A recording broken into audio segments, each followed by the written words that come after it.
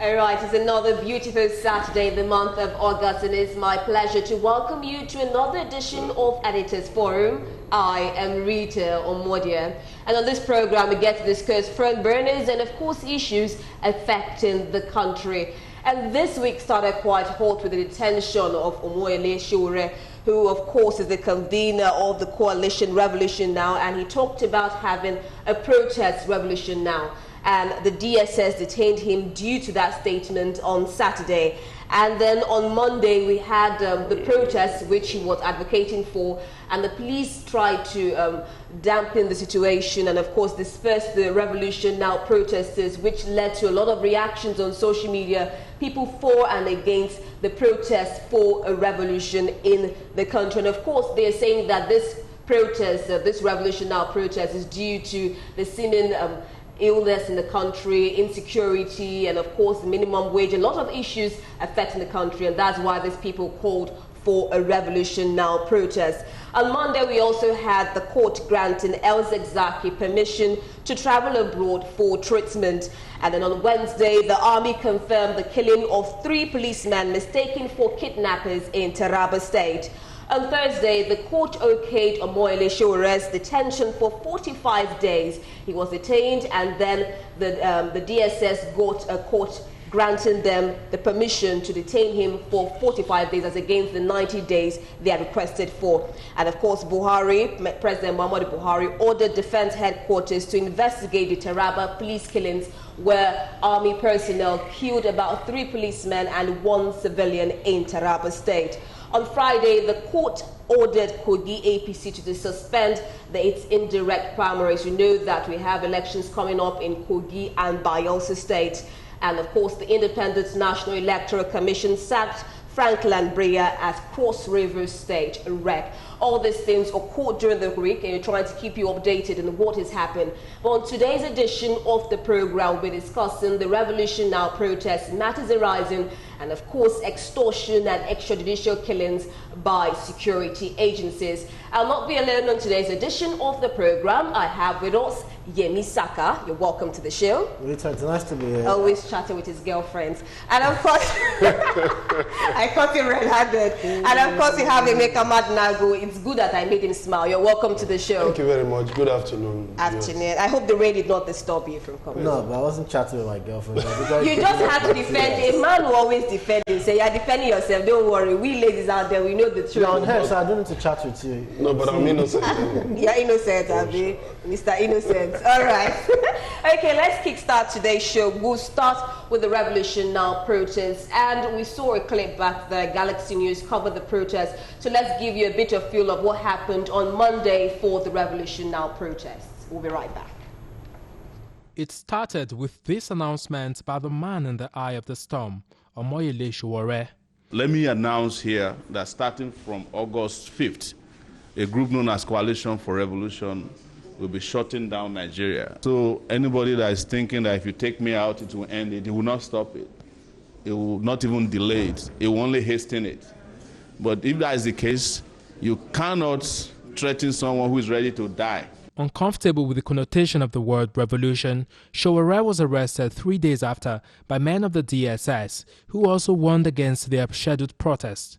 With the movement unwilling to back down, the stage was already set for pandemonium. Determined to stop the demonstrators, men of the Nigerian police force supported by the army, as early as 6 a.m., put the National Stadium, the location the protesters were to gather, on lockdown. When protesters dealt the heavily armed security men, there was chaos. Tear gas was released, gunshots were fired, resulting in injuries to some civilians. For those who dared to confront the fierce-looking policemen, they were arrested immediately.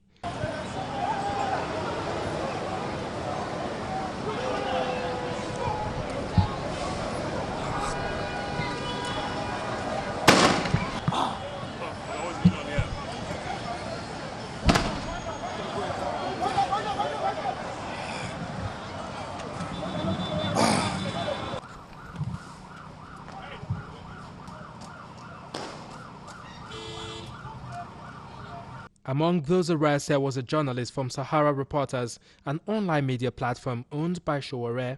He was rounded up because he couldn't identify himself, while another of his colleagues was harassed. She spoke to us but pleaded anonymity.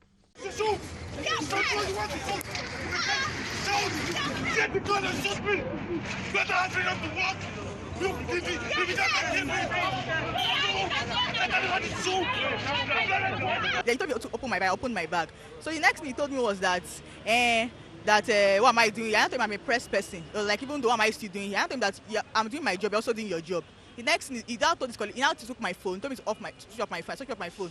Before I know it, now his colleague now came, now told me that I should show him my ID card to prove I'm a press person. I showed him my ID card. And I said, oh, the next thing, I now called my colleagues saying, please, come and see what is going on. They seize my phone, they seize my ID card, my press ID card. So my colleague introduced himself. The next day told us to enter Black Maria. The tense atmosphere forced the Lagos State Police Commissioner to make a quick stop at the site. Although he wouldn't comment on happenings, the area commander of Surulere Police Division spoke to journalists. Yes, there's not going to be any protest. Nobody has consulted or contacted the police authority or whoever seeking for permission for any protest, or peaceful or not peaceful. Nobody has sought any permission. So it's an unlawful assembly. With all the pandemonium at the scene, the protesters were forced to retreat to their shell. They may have been chased, but they refused to be silenced and found another meeting point, this time in an enclosed location.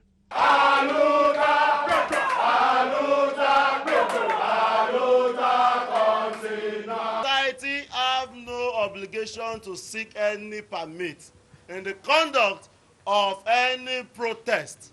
We are lawful citizens.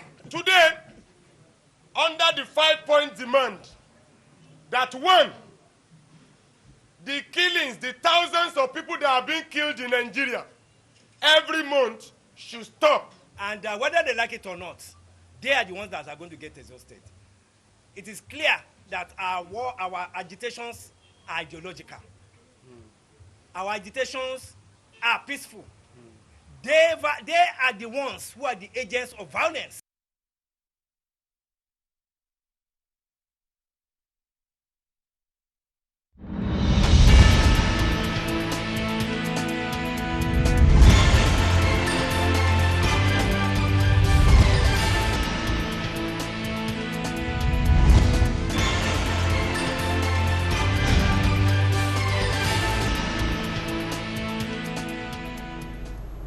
And there you have what transpired on Monday for the Revolution Now protest. And of course, the convener, as I said, has been remanded for 45 days, while he is also appealing to the court order keeping him in detention.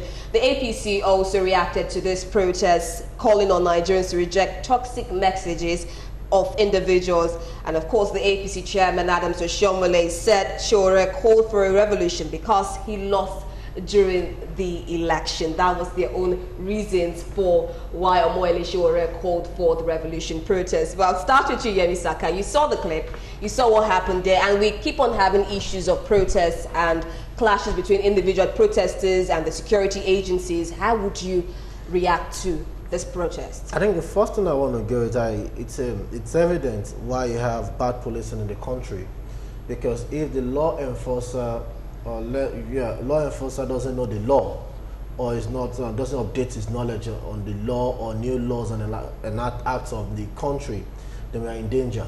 I saw an area commander there saying that nobody came to the police, the area command, to seek permission or permit to carry out a protest. That means this guy is in the cave, or is practically perpetually dumb. Sorry for my choice of word, but that's the true sense, and that's the only word I can use, because there's a judgment. We've had a judgment at the High Court that said you don't need a police permit. Instigated by an illegal action instituted and instigated by Muhammadu Buhari while he was still in the ANPP days. Yes. They went on to the Court of Appeal. The Court of Appeal upheld the decision of the lower court, which is the High Court. The police has not gone to the Supreme Court to challenge that decision. Sure. And now you have somebody that rose up in rank as area commander, is unaware of such judgment. That means the guy is not fit to be on the force. That means the rank and file of the Nigerian police that needs re-education, or not to just get out of the system and go get educated. That is why they keep on infringing on the rights of every Nigerian. That is why they will stop you on the road and ask to go through your phone. There was a day one stopped me at, I think where, and said they wanted to check my phone. And I asked him, I said, sorry, is it your phone, my phone, or our phone? He said, my phone. I said, you cannot check my phone. He said, was I caught on a crime scene? Is this phone you want to check or requesting to check? Is it necessary to commit any form of crime? And if yes, where's your warrant? The next thing he said, I think you are one of these Yahoo guys. You can see the mentality of an average Nigerian policeman in black.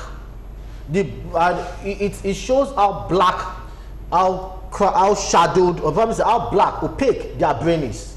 Okay. What about the Revolution Now protesters? Do we actually need, or because the word revolution caused quite a controversy in Nigeria, and of course that's what made the APC and the president give comments on why do we need a revolution in Nigeria now? I laugh again because it seems they are either too forgetful or they have porous brains.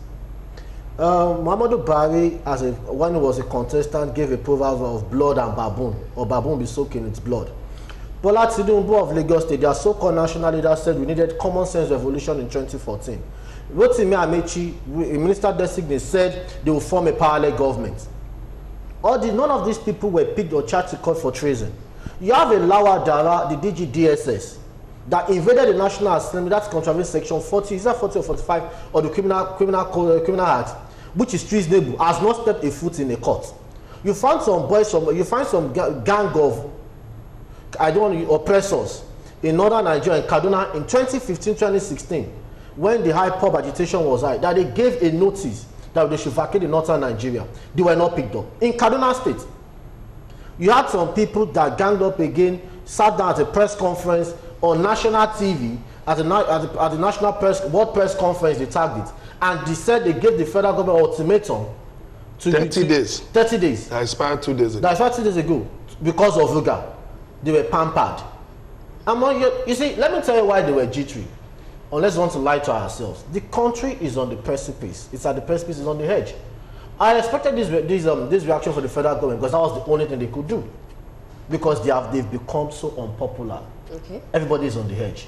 If that had gone ahead, maybe we don't know what we'll be saying or speaking about or discussing as of today. But that doesn't justify their actions. That doesn't justify the selective amnesia or forgetfulness or leaky brains they demonstrate right now. Okay, let's be careful with our use of words, but let's go over to Emeka Madunagu. Would you say that the protest was quite forceful, or would you say that they were all well and right in their actions and that the federal government was okay with their response? I think, first of all, the reaction of the police should be totally condemned. Okay. It was too high-handed. Why don't they become such, heroes in tackling armed robbers, in tackling kidnappers, in tackling bandits? Why? Harmless demonstrators. These people call for a protest. You barricaded the National Stadium. There have been instances where the police handled demonstrations, handled public protests with minimum force. We have such instances. Occupy Nigeria is there. Nobody was beaten. Nobody was harassed. There was no need dragging people on. That is barbaric. It is part of what we are talking about, that we need police reforms urgently because our policemen don't understand what it means to interact with the citizens. It's very unfortunate. Why do you need to drag people on the ground? And they didn't even care that the pictures were being shown all over the world. You even arrested journalists. And you are saying they didn't come and take permission from you to do their work in that area. And these are the same policemen that the media will be campaigning for. Go to the barracks where those same policemen live in Surulere, and see how decrepit that place is. No, don't go far. And then journalists will agitate. Police reform, policemen deserve a better deal. And then you come out, the very journalists that will campaign for you, you are beating them on the streets. So what do you expect? I go to the other point. What is revolution? It's a synonym of change. APC in 2013 got together and sold a mantra of change to Nigerians. Please go and check dictionary. What is change? In 2019, they moved from change to next level. Please, what is next level? Now, Shore got some people and said, revolution now. Please check the synonyms. You can't just open the dictionary. It's only somebody who has, poor education that will open the dictionary and just take the first meaning of dictionary and fly with it. Or contextual meaning. Now, they say, okay, Showore said so many things in videos and all of that. Yeah. But you see, he who comes to equity must come with clean hands. You were inciting Nigerians. You sold all kinds of things. You are going to do this, you are going to do this. There should be restructuring. One of your ministers on video, even though he came out to lie about it, Fashola said any serious government will fix electricity in 6 months. This is over 4 years. And we're still grappling with electricity, with challenges in the sector. Even though he came out and lied about it. And so many other instances. We can only deceive ourselves if we say that the situation in the country is okay. A lot of things are not working in this country. You have insecurity. Don't you think you need a revolution in security, in the economy? You see a lot of Nigerians coming out to say blah, blah, blah, but they go back to their miserable lives. They say, no, it's insurrection and all. Even Adam Soshomole, there's a revolution shaking his party, an earthquake shaking his party. This is the first national chairman that will be of a ruling party that will be invited by the DSS for interrogation over certain things that took place in his party. That is the person who had no shame, came out on TV and was talking about Shore. Let me tell you something. We should face the truth. This country is not working. We need a total overhaul. Now, if you are saying that, okay, it's only through elections, what you are doing is that you are signposting your imminent defeat in 2023. You are telling Nigerians that actually we agree that we are not really living up to billing. So please, in 2023, if you're not okay with us, throw us out. What I expected is that in public communication, there should be strategy. You should have a working strategy, a working and workable strategy to engage with Nigerians. We can't all sleep with our heads on one side of the bed. There will be people who are not okay with you at the minimum level. Doing the right thing. There will be those who are moderate, and there will also be those who are, who are really angry. But what do you do? You know, in some countries, you have what you call the raving loony left. You have the anarchists. Right. But you see, all these people are accommodated. Now, don't you think, still on this, on the protesters and of course the convener, don't you think there should have been another way? We know that the country is facing a lot of troubles, other countries to face different problems. But don't you think there should have been a milder way so as not to incite violence or threaten national security for them to have gone about it? People who are hungry, a hungry man is an angry man. Okay. What do you do? I've used the word, I said engage. You engage the populace. You don't talk down on the populace, which is a sad thing. No, I mean the protesters engaging the federal government. No, let me tell you something. Let me tell you something.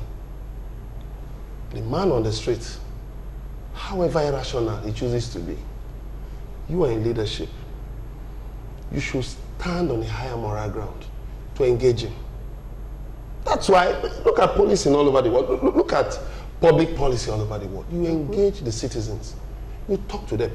These people announced these things, that they were going to do this, they were going to do this. You could have moved in. Okay, fine. Call for a meeting with them. Mietiala, that has been threatening everybody. You have been meeting with them.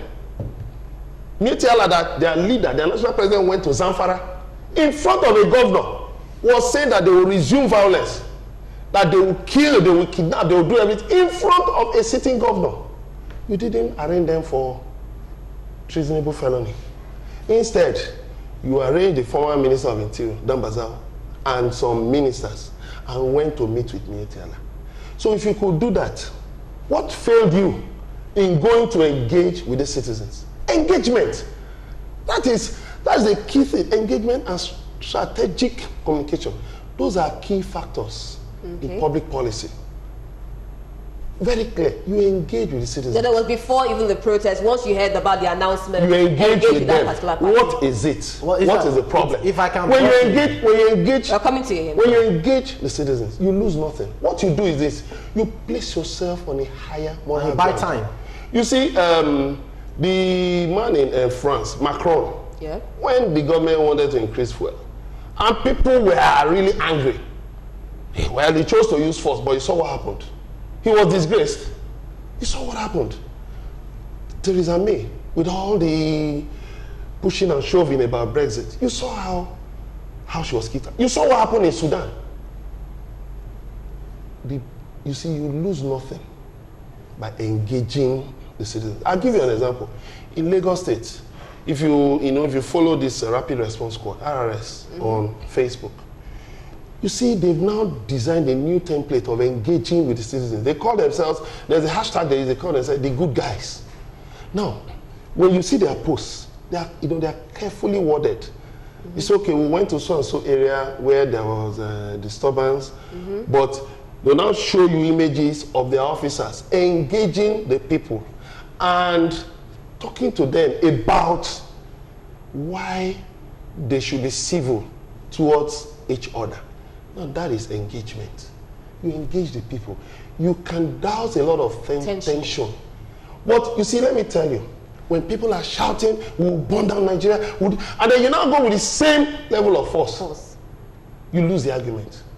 Okay. You lose the argument because you are using your power of question as a government to subdue the very citizens that the Constitution says you should take good care of, you should protect. The Constitution never allows you to brutalize anyone. But in Nigeria, you hear different people have been talking. You know, a mass of noise. There is no coordinated public policy. The president doesn't have, people who are vast in strategic communication. You just pick people here and there. So you just see people talking. There is no coordinated strategic communication that touches the people, that reaches the people. And then what do you have? You now mass your followers on social media, and they just keep writing all kinds of, is this person that organized this? Is this person that did this? And the same people, some cannot pay their children's school fees, some cannot pay rent, and they are suffering. Instead of you to tell your leader, listen, Mr. President, I think these people have a point too. Even though I don't agree with their modus operandi, but I think they have a point. Things are not working. In other words, listen to the message. Listen to the message. You don't have to kill the messenger. You can engage the messenger. But you now go out. The very policemen who are shooting tear gas, shooting bullets and all that, are the same policemen that will come back to you. Do you know the interesting thing? The following day, there was a clip on one TV station, I don't remember, of retired policemen who had not been paid since, is it 1991? There was even one on crutches. Retired policemen.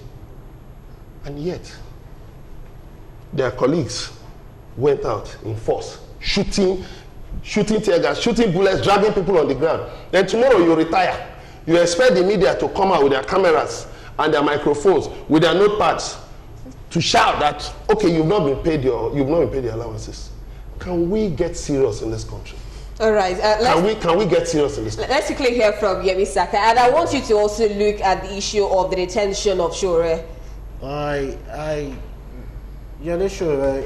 probably is not one man as an individual that I fancy, but that's not enough for me to attack him or drag him or put him under the bus to be run over.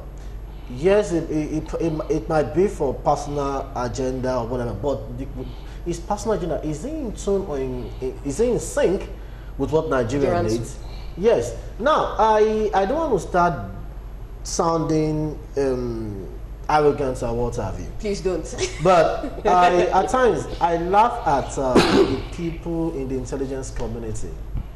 Because from the first day Shure said revolution now, any serious government would have put him on watch list, probably do a bit of profiling, know his intentions and come with intentions analysis of what he intends to do, what he wants to do and where he's driving at.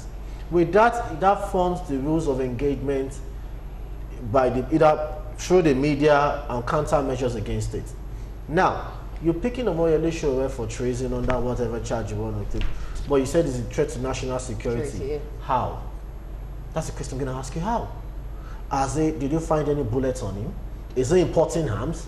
Is he creating a band of army? Is he equipping some people? Has he gone out to incite people and is spreading the message of hate? You know, and is his message of hate or calling for a national repair?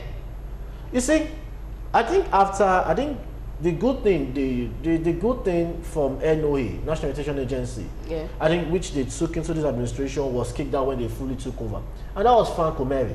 I'm not making a case for him, but after Frank Omeri left, under this government, NOA is dead. Dead.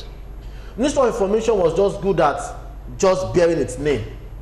Now the question is this: Omoyele Sowore came up with an agenda, revolution now. No.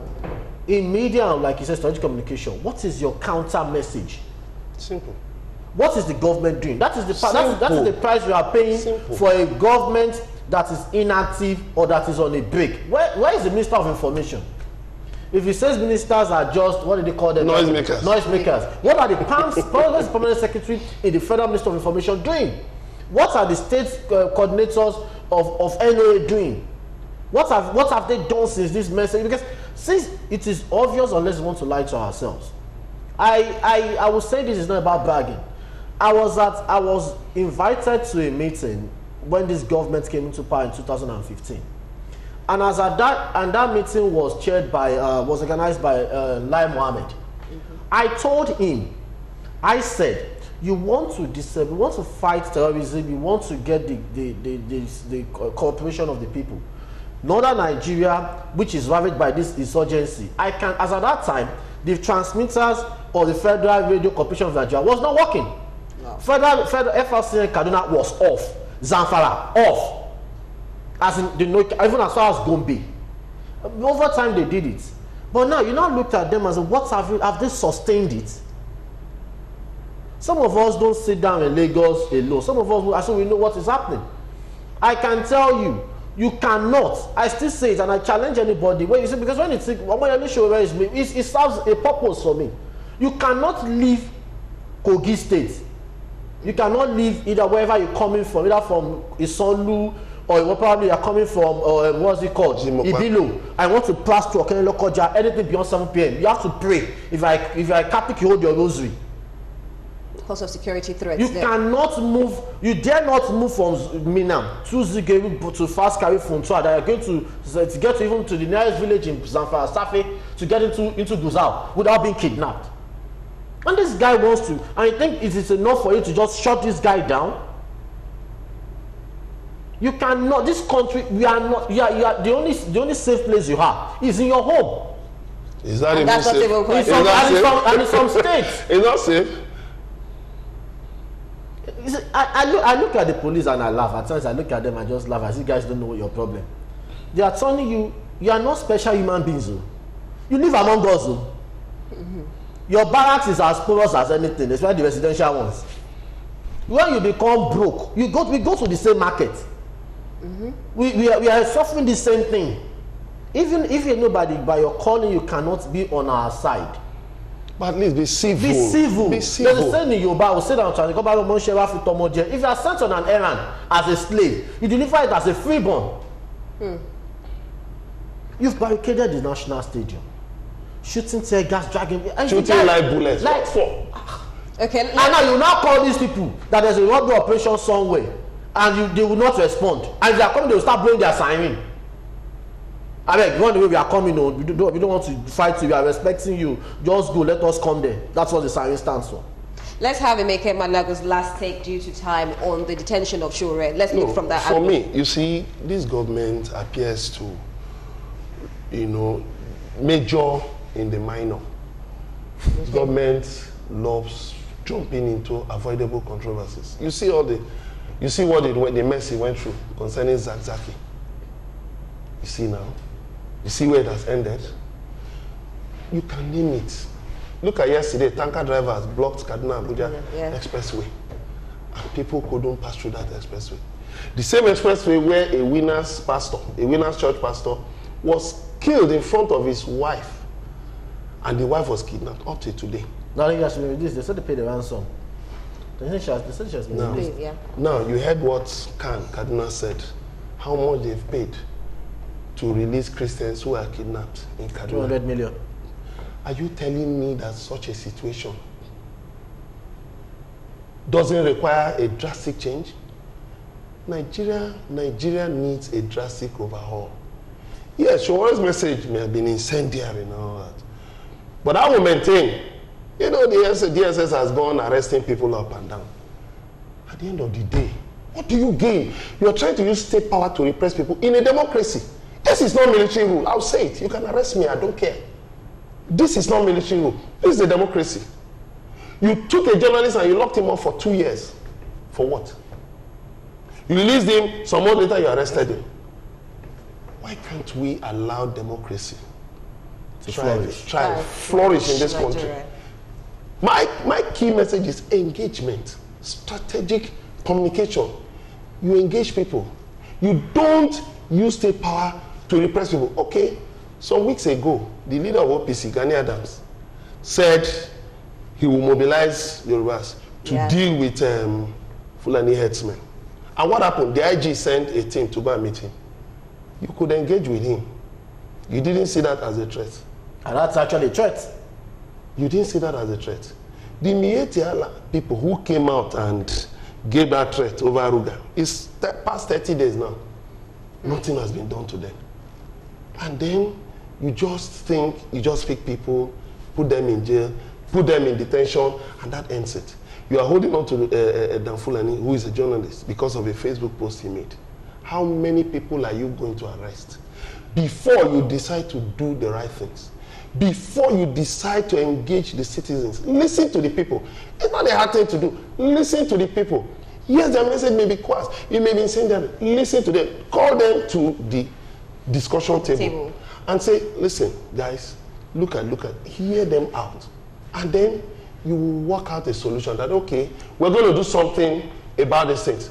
But if you want to continue to use state power to repress the people, well, you can continue. But you see, there's this saying that holds true.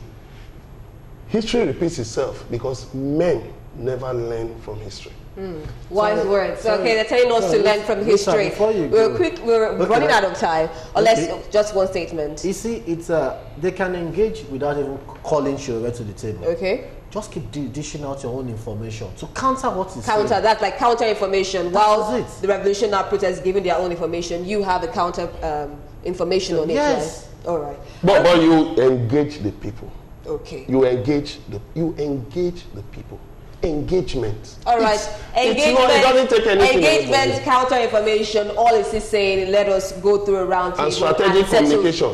And settle whatever issues that we're having. But there's still rumors that the group is planning a new day to continue the REVOLUTIONNOW protest while Shure is appealing to the court order, keeping him in detention for 45 days. Let's see how all that plans out in the new week, and we hope that everything turns out peaceful this week. Now, talking about the security agencies, there have been alleged reports of extrajudicial killings. We actually saw video clips of that. We saw the one of the army killing policemen and, of course, civilians, and it caused a lot of talk on social media. We also had the one that happened on Kaduna Expressway where a commercial driver was killed. So let's take a look at those reports, and when we come back, we'll analyze those issues. In Kaduna, a disagreement between a police officer and a bus driver in a checkpoint along Kaduna-Abuja Expressway over money led to the policeman shooting the bus driver to death. This happened Friday at about 5:30 in the morning, which led to heavy traffic and hold-up. Motorists and residents were seen protesting for justice over the death of the civilian. Some motorists and passengers who spoke to newsmen expressed their dissatisfaction over the incident and called on government to intervene. Action is very poor on this situation. We have been here for the past 4 hours now. There's no any government official that came to talk to us or that we have to act for the solution. We are the people that are looking for solution. But thank God the military men came to seek for solution, but they were overpowered by the crowd. So please, henceforth, let our government have a reaction team. Nobody came to speak to anybody here. For the past 4 hours, 5 hours, we have been here. Breaking point. You try giving them 15 naira, they'll charge you to pay 100 naira. And I think this is the cause why they killed this driver. Is it supposed to be like that? Because myself, I'm looking for a way to pack from Nigeria to Ghana now. That means I'm leaving my father's land. I did not feel happy because this thing, it looks somehow to us. Every day, this is not the first time. They have been killing our drivers just because of money. And please, what now we are crying for? We want to know whether the IG authorized them to collect money from us. We want to know. The police on Wednesday revealed that soldiers killed an inspector and 2 sergeants as a police team was taking a high-profile kidnapped suspect from a remote community in Taraba State to Jalingo, the state capital. Reactions from the Nigerian army, among other explanations, blamed a communication gap for the attack, which the police described as bizarre, hence demanding several explanations. The names of the fallen officers are Sergeant Usman Denzumi, Sergeant Dahiru Musa, and Inspector Mark Ediale. This retired security expert had this to say about the incident. It is a big lesson this time around, particularly in a democratic setting, where security personnel, from different corps should also see one another as complementing one another when it comes to issue of operations. I think we must delve more on this culture of ensuring that we hold the sanctity of life very, very as a priority. It's constitutional. I think a lot of stories told are yet to be finalized, even from the police point of view and from the military. Because the men who died, it is only those who are alive that can be able to tell their story. Another security expert lamented the poor handling of the situation, which he said has pitched both agencies against each other. That issue happened, I expect the presidency to have summoned the chief of army staff and the IG to a closed door. They must immediately have entered into a closed door, not releasing statements. They must, as if they are from different countries or thereabout, they are supposed to have entered into a, they must have managed their temper, emotions within that closure and come out with a statement, a joint statement, which will actually douse all tensions.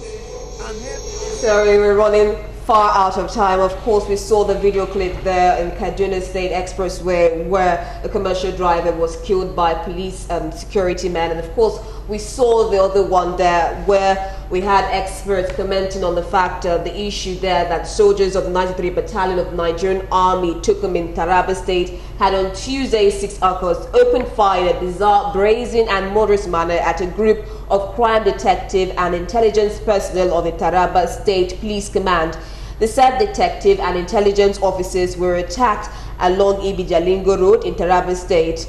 Led by ASP Felix Adolije, the police crack squad members were escorting the just arrested notorious kidnap and possibly jihadist kingpin Alhaji Amisu Bala Wadume. Now, the policemen and the civilian there were killed, while the kingpin is nowhere to be found, according to reports.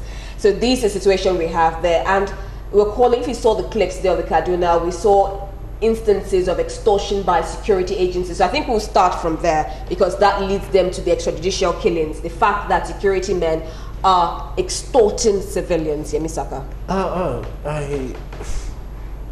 There's one takeaway which America pointed out in that Kaduna reportage. That when the soldier came, they were overwhelmed by the crowd. Any right-thinking commander-in-chief would know he's sitting on a time bomb, ticking away. But this time of this serious crisis, a commander-in-chief didn't get the right to go on a vacation. Oh, I hope somebody close to him can tell him he needs to suspend that vacation and get back to Asua because he has serious things to do.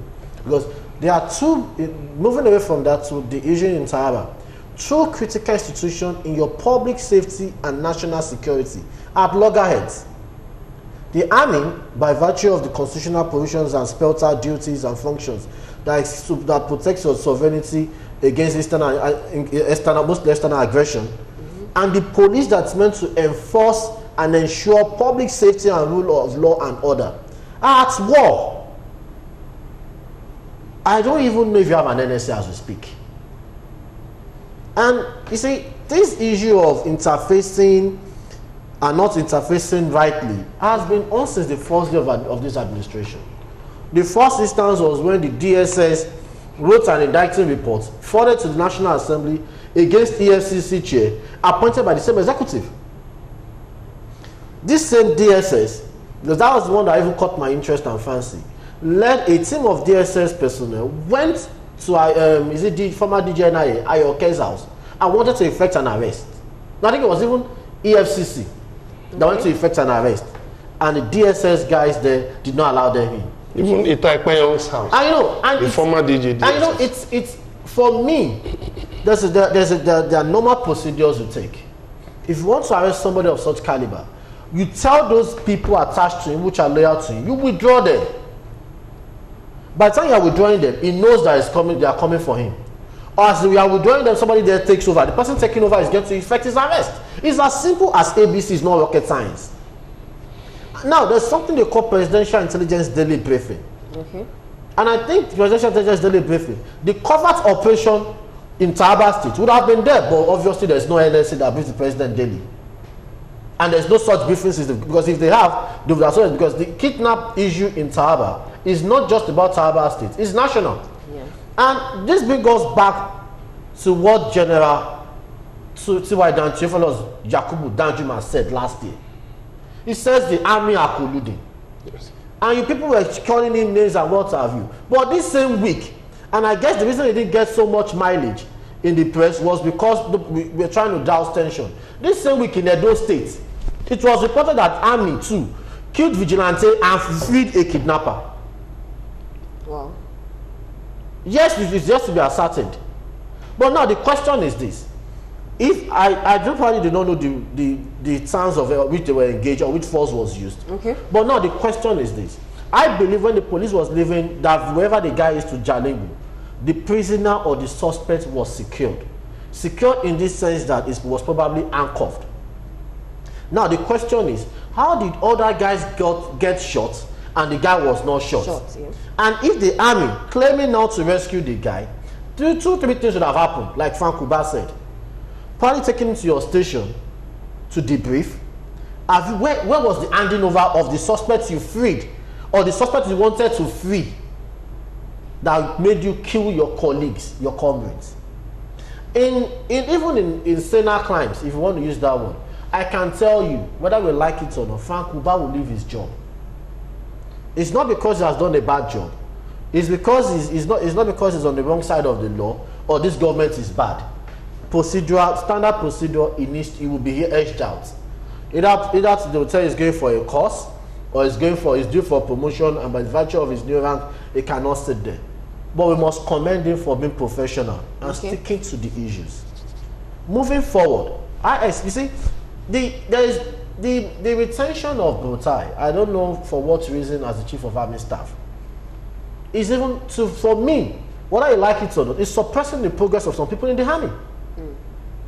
You cannot, because that's the highest, that's the number one army officer. Yeah. You cannot. The worst you can do is just get equal to his rank, but you cannot be on the same rank with your boss.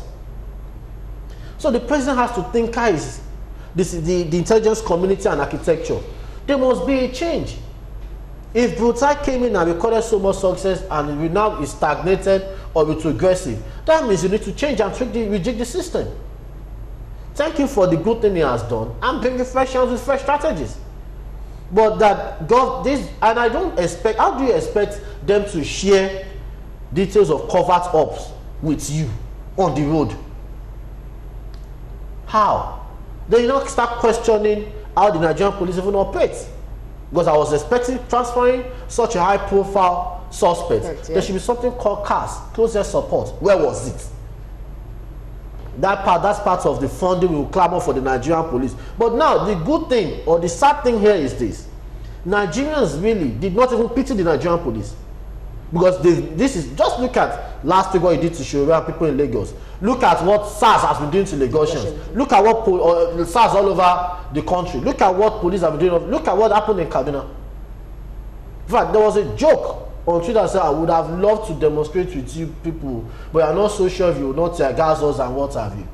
So the Nigerian police image is battered. The Nigerians are now so dehumanized that we don't even, you see, where is the humanity in this country? And I weep because it is now when a country like Rwanda, Ghana, or Senegal presidents now say, well, do you want us to be like Nigeria, that the loss of life doesn't matter, or that people get killed daily? Is that when we know we have a problem at time to solve? Is that why they will not be shouting, no, you are unpatriotic for supporting them? But people not dying daily and we are seeing like a normal occurrence. Look at the money put into the trainings of those guys. Look at a family that lost loved ones. Probably some of them have mothers. Children, what will become of the beneficiaries? Because of, and what I know about the military, they will never engage unless there was an order from a superior officer. Who gave that order to engage? What was the level of engagement he gave the order for? You know, these are things we should look at. Okay, thank you very much, Emisaka. There was also the issue of the close range of the shots shots fired at. That was precise shooting. That was another issue. There was a documentary by BBC, you know, recently. You know, it was anchored by one of my reporters when I was an editor of Saturday Punch. You know, and there was something I noticed which made me alarmed, that officers engaged in fighting kidnappers were moving about in Toyota Hummer buses. I'm an investigative journalist, and I looked at it. These buses are not bulletproof. These buses are not armored. So these guys are sitting ducks. You're talking of fighting people engaged in a criminal enterprise that attracts a lot of money. You went to arrest a suspected kidnap kingpin that you said got 115 million naira from an oil dealer, and you went in a Toyota Hummer. That was suicidal. Those men were just sent on a suicide mission. Would it be difficult for such a high-profile suspect for you to have an armored vehicle? Put him in an armored vehicle, even if it's an APC, and then you have backup. Even if you don't have airbag, but you have backup. You're talking of well-trained officers, and you protect them. Or, by the way, why didn't the police even fly the suspect from the point where he was arrested? The police have helicopters. Why couldn't they have flown him from there to Abuja, Jalingo or to Abuja and save the lives of these young men? These guys were sacrificed. Look at all they were right. They arrested Evans. They rescued the kidnapped district head of President Buhari's town, Daura. They did this, they did that, and you didn't even deem it fit to spend some money, some extra money, protecting these guys. It's just like you're going to fight oil vandals. Do you think it's a joke? Look at U.S. Agents when they go after drug lords. They don't go. You are really prepared.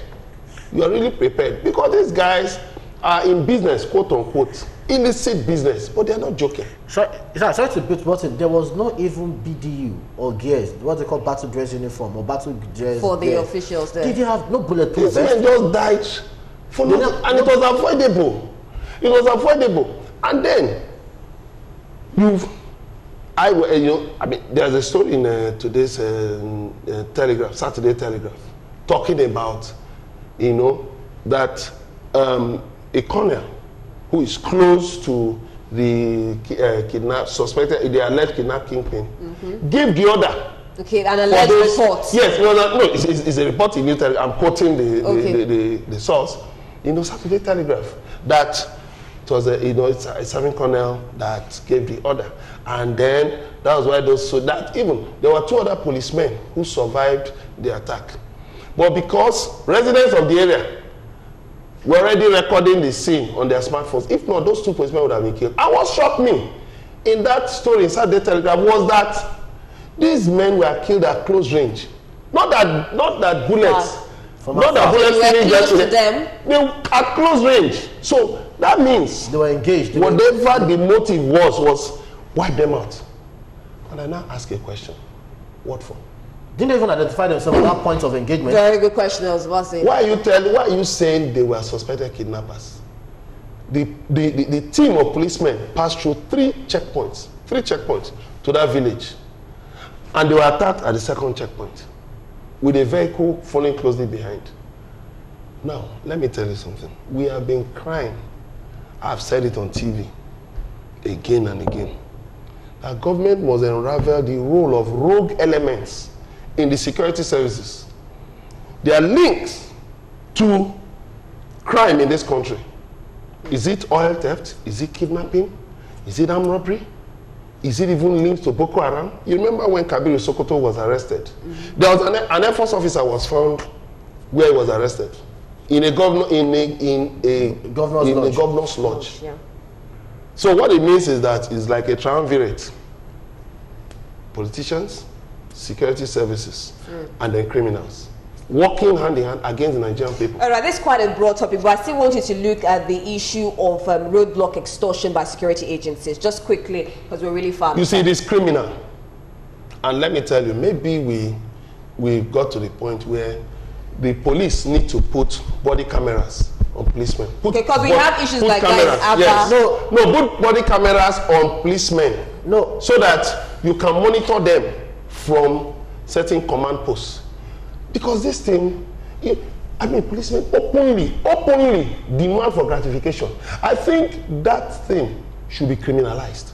Now, look at how many lives have been lost because of demand for gratification. Look at what happened on Kaduna Abuja Expressway. The same expressway that people dread. Even in Abuja, we had a situation like that. Different places, even in Lagos. You saw what happened the other day at Mangoro. The young man that was killed by two policemen said to be on in one squad. They see somebody in dreadlocks, they say he's a Yahoo boy or he's a cultist. They see somebody with tattoo. Come on, please. These people should go and read the Constitution again. Okay. They should do what the Constitution says.